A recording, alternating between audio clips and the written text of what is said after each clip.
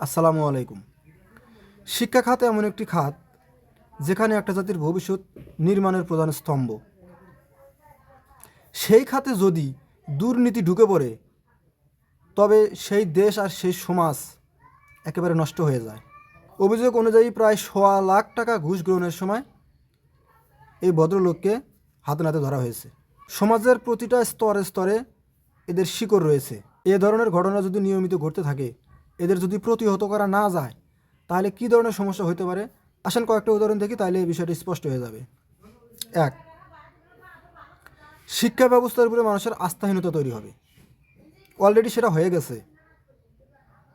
ঘুষের মাধ্যমে কাজ হলে যোগ্যতা নয়, অর্থই হয়ে ওঠে সিদ্ধান্তের মানদণ্ড। ফলে প্রকৃত যোগ্য শিক্ষক বা কর্মকর্তা বঞ্চিত হয়, আর যাদের টাকা পয়সা আছে তারাই সেই জায়গা দখল করে নেয়। শিক্ষার্থীদের ভবিষ্যৎ ঝুঁকির মধ্যে পড়ে। দুর্নীতিগ্রস্ত প্রশাসনের কারণে শিক্ষা কার্যক্রমের মান নষ্ট হয়, যা সরাসরি শিক্ষার্থীদের ভবিষ্যৎ ও জাতির মানব সম্পদ উন্নয়নে নেতিবাচক প্রভাব ফেলে।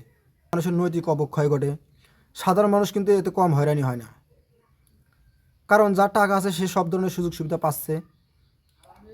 টেবিলের উপর দিয়ে, টেবিলের নিচ দিয়ে, জায়গায় জায়গায় দিয়ে তারা সুবিধা হাতায় নিচ্ছে, কিন্তু যারা সাধারণ মানুষ তারা কোথাও গিয়ে শান্তি পাচ্ছে না, সব জায়গায় তারা অবহেলিত হচ্ছে।